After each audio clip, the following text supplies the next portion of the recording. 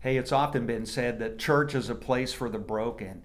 And today you're going to learn about how your church, whether it's big or small, can help the people within it who are hurting from life's challenges. So, thank you for joining us here at First Orlando Talk, the show where life and faith come together. I'm here with Pastor Jeff Thompson today. He's one of our pastoral care pastors. And my question initially would be, what is pastoral care? To me, pastoral care is taking care of the sheep. That's what we're called to do as pastors, is take care of the sheep in our church. Practically played out on a day-by-day basis, it means we visit people in the hospital. It means we host funerals here at the church. It means we plan baptisms, all those things that kind of go along with life. We meet with couples who are in crisis, meet with families who have prodigal children, and just all of those things kind of play into pastoral care and taking care of the sheep. What are some of those crisis situations? Can they be relational or financial, or what are some examples of the things that people struggle with that you've encountered? Yeah, all of that. I mean, it's financial. It's finding out that somebody just got laid off from a job. It's finding out that they don't have money to pay this month's mortgage. It's finding out that there's a problem with their child that they never knew about. So, I mean, it's all of those things. It's spiritual, it's emotional, it's financial.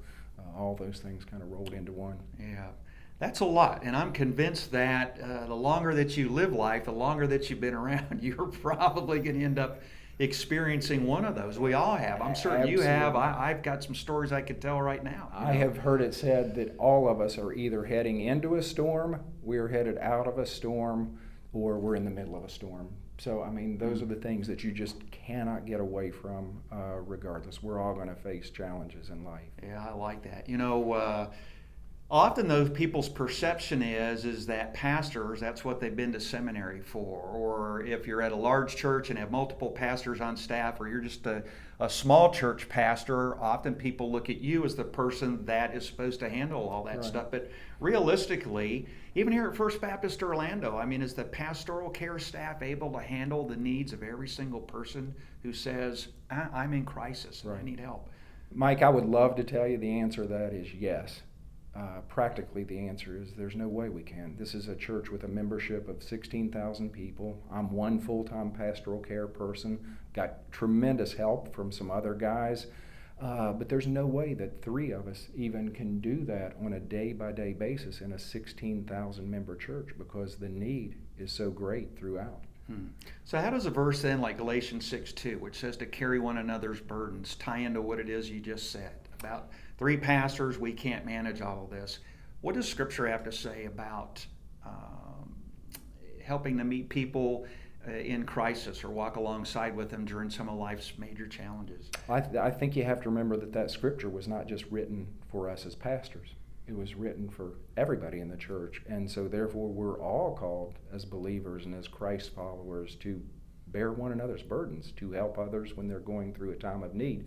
Sometimes people just need the training or the pat on the back to kind of get them encouraged that they are able to do that. So. What was the turning point for you? Because we're going to talk about Stephen Ministry, which is a ministry that helps us to answer or to live out Galatians 6:2, to carry one another's burdens. But what was the turning point? What happened that you just said, you know what, we've got to do something here? Yeah, turning point for me personally, Mike, was in 2012 when I had been given the lead position in pastoral care, and I was just looking at the overwhelming nature of needs, how it comes from every different area. And I'm like, how are we going to ever be able to feel like we're helping people and not just kind of shoving them to the side? So how can we do a better job of what we do? And Stephen Ministry is something that I was familiar with through my past, and kind of began to look at that and felt like this is a great practical way where we as pastors can do what we're supposed to do, which is train and equip and empower and release others to help us do the work of the ministry. And so that's what Stephen Ministry does, is allow us to train and equip people who have a gift set that's in the world of care, in the world of compassion, and give them the tools and the resources that they need in order to go out and help us accomplish the ministry. Okay. So you answered what a Stephen minister does. They are the ones who go walk alongside people to help carry someone's burdens, a weight that might be too much for just one person to carry. They help to shoulder that weight with them. But how does a person become a Stephen minister then? I'm thinking about that man, that just sounds like something I want to do. But there's a part of me that goes, whoa, boy, I don't know what I could be getting myself into. Well, I think you would have to first understand that we're not going to turn you loose to do something that you're not equipped to do. Okay, so we're not going to send you out there if you've raised your hand and said, I'm willing to help in this. We're not going to turn you loose to do that until we've invested time and hours and resources in you to make you feel so that you're equipped to do the job. So that's kind of where it starts, is first of all with a willingness to help, to say, I'm that person that would love to step into this. I feel I may be gifted there. And then realize that we as a staff are going to put every effort we can into giving you all the tools in the tool belt you need to accomplish the task. And that comes about through practical training.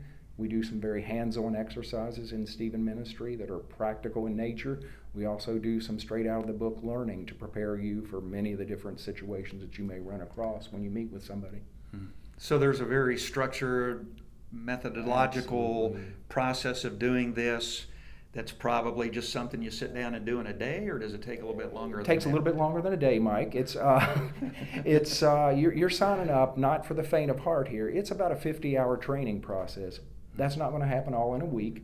What is the time span for that 50 hours? Time span for Generally that, speaking. Generally speaking, looks like about 6 months. Okay. So we ask for a commitment of 50 hours of training. That'll happen over a 6-month period. So basically, 1.5 to 2 hours per week. Think of it kind of like some of our Life University classes or a life group class. This becomes that hour and a half that you're going to invest every week in training, so that at the end of the road you will become a Stephen minister. But about 6 months in training, and then at that point we try to pair that person up, gender specific. So if it's a female that's gone through training, she's going to be paired up with a female, and try to pair them up with somebody who's walking through a life situation maybe very similar to their own background.